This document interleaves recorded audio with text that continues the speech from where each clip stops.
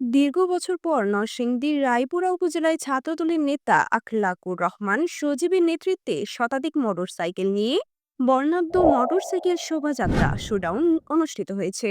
সাদ্দামউদ্দিন রাজ, নরসিংদী জেলা প্রতিনিধির পাঠানো তথ্য ভিডিও নিয়ে সাদের ভাবনার প্রতিবেদনে দেখুন বিস্তারিত। দীর্ঘ বছর পর নরসিংদীর রায়পুরা উপজেলায় ছাত্রদলের নেতা আখলাকুর রহমান সজীবের নেতৃত্বে শতাধিক মোটরসাইকেল নিয়ে বর্ণাঢ্য মোটরসাইকেল শোভাযাত্রা শোডাউন অনুষ্ঠিত হয়েছে। বিকেলে উপজেলার নীলকুঠি বাস স্ট্যান্ড এলাকা থেকে শোভাযাত্রাটি শুরু হয়ে উপজেলার বিভিন্ন গুরুত্বপূর্ণ সড়ক প্রদক্ষিণ শেষে নরসিংদী শহরে গিয়ে শেষ হয়। শোভাযাত্রায় অংশগ্রহণ করেন ছাত্রদল, যুবদল এবং বিএনপির নেতাকর্মী ও সমর্থকরা। পরে নরসিংদীতে গিয়ে জেলা ছাত্রদলের সভাপতি সিদ্দিকুর রহমান নাহিদকে ফুলের শুভেচ্ছা জানান ছাত্রদল নেতা সজীব ও তার সঙ্গে থাকা নেতাকর্মীরা।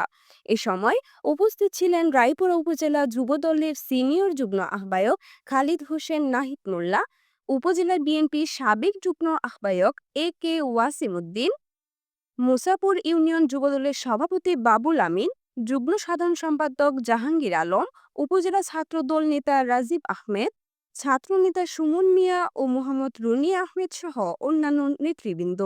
নেতাকর্মীরা বলেন, দীর্ঘদিন পর ছাত্রদলের এমন আয়োজন দলীয় নেতাকর্মীদের মাঝে নতুন প্রাণ চাঞ্চল্য সৃষ্টি করেছে। জেলা ছাত্রদলের সভাপতি সিদ্দিকুর রহমান নাহিদ বলেন, আখলাকুর রহমান সজীব আমার স্নেহভাজন ও একজন ত্যাগী ছাত্রদল নেতা।